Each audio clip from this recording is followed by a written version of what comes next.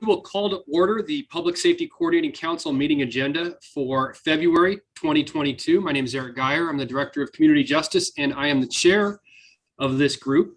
This morning, we are going to look at some of the current trends in our community with some local law enforcement statistics. With community justice, we wanted to focus on our adult supervised population. We also include juvenile, but we're not going to focus on those numbers today. We wanted to look at a number of snapshots which indicate the number of people we're carrying on our probation and post-prison supervision case loads at any one time. And if you go back to 2018, you can see what for us was a pretty sharp rise, going from about 1,900 cases on any one day to a quick sharp rise in a year and a half to 2,300, 2,344 in terms of the number of people we're supervising. So the workload that put on our officers, particularly when the slope was going up like that, was pretty significant. We were just drowning in cases at that time, and our ability to adequately assess and process and supervise those folks was really limited. Since then, we had the pandemic, and as such, we stopped getting so many front-end referrals from courts. And with that, we saw our supervised population go down from a high of 2,300 to 1,884 at the beginning of 21. Since then, we've pretty much stabilized right around 1,900 cases. And I think that's an important picture to look at.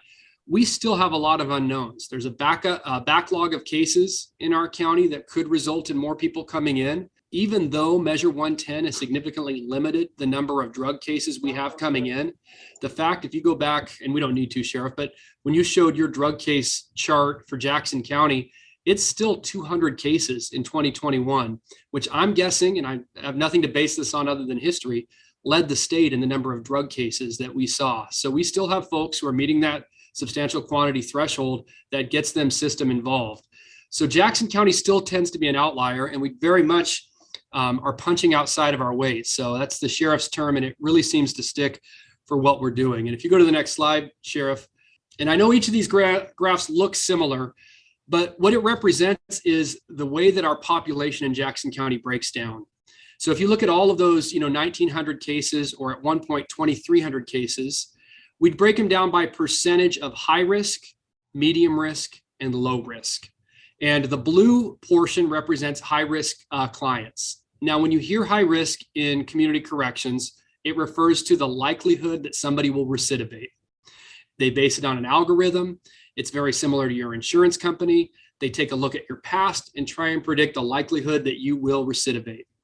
Well, in 2019 and 2020, right around 38% of our folks were assessing as high risk. And I'll show you in a minute, but that is a really high number. We still had 28% at medium, and our medium population has pretty much remained stable. What has changed is that in the last year, we've seen our high-risk population as a percentage of who we serve go from 37, 38% down to 29, 30%. So that's a significant drop in the people we supervise who are a high risk to recidivate. The likely and simplest explanation is that we don't have as many of those drug cases where people who were on supervision for drug cases recidivated frequently. It may not have been a high risk, super harmful recidivation, but it was considering it would keep them in the system.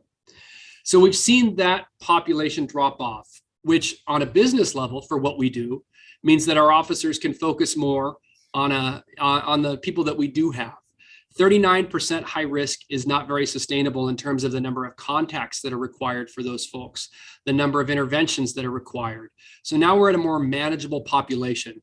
But if you go to the next slide, Sheriff, that manageable population, if you go to the far right, is still considerably more high risk than the rest of the state. That far right pie chart shows that the state operates right around 18% high risk. And our county, even though we've dropped a little bit, is still 29% high risk. So those are significantly more intensive cases that require more work on our part than do our state counterparts.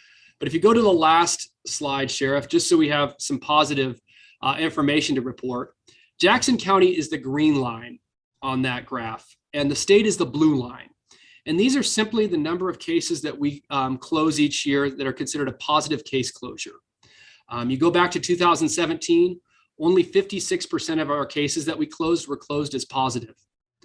you saw that as it was about 6% less than the state average. The state was closing 62% of their folks as positive.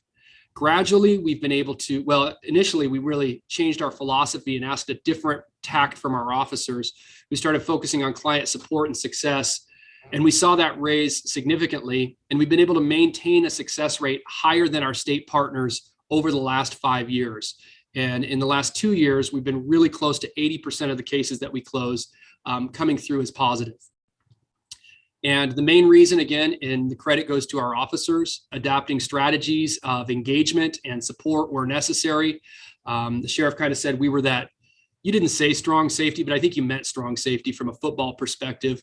Or for Dave Carter, we're that sweeper back there trying to keep people out of the goal.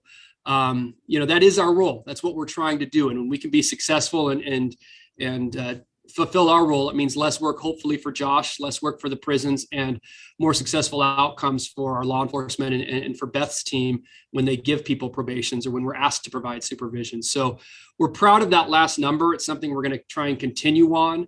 And we've done that throughout the pandemic and throughout the wildfire that ripped through our community and took housing away from so many of the people that we are asked to supervise. So they were really one of the populations that were hit in terms of not being able to find housing. Eric, my question was about your slides where you talked about the percentage of high-risk offenders going down from 2019 to 2021. And I saw the percent decreases. I'm wondering if that's because you're being effective in supervision and people are dropping down the risk levels, or if it's because you had an increase in total caseload and brought on more lower level offenders, which, gives the perception of a reduction of high risk cases, but you could still have the same number of bodies. So did your total caseload stay the same? Our caseloads went down. So it had more to do with being able to successfully close out some cases that historically would have stayed on a lot longer. So that got rid of some of the high risk people. And I think our officers were very successful there. And then it was some of those shorter term drug supervision cases that we had that we're not getting for whatever, the 110 reasons that brought that in. So as we supervise fewer of those cases, it brings our risk profile down, and those already went off the rolls on a large degree. So yeah, the only other thing that can be deceptive, and I just want to know for my own good really, is when you supervise high risk offenders, they tend to abscond.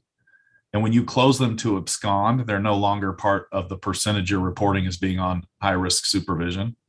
So do you know if you lost a lot of those high risk people to absconding rather than successful case closures, or a combination of both?